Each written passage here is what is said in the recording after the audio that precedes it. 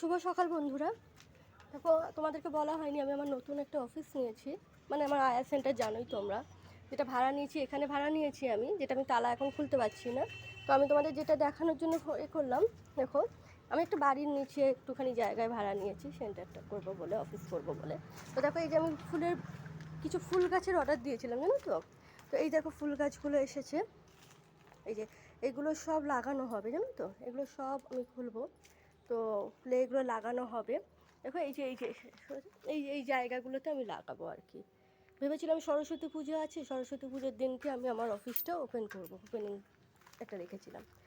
কিন্তু মাঝখান থেকে কী হয়ে গেল দেখো আমাকে, এই যে আমার হচ্ছে শ্বশুরমশাই মারা যাওয়াতে না, আমি আর সরস্বতী পুজোর দিন পুজোটা করতে পারবো না, ঠিকই কথা। কিন্তু হচ্ছে পুজো না করতে পারলেও ওপেনিং যেহেতু রেখেছি, আমি কিছু লোকজনকে বলেওছি দিদিরা আসবে সব, তো সেই ক্ষেত্রে আমাকে হচ্ছে ওপেনিং তো রাখতেই হবে, কিন্তু পুজোটা জাস্ট করতে পারবো না, বুঝতে পারলে?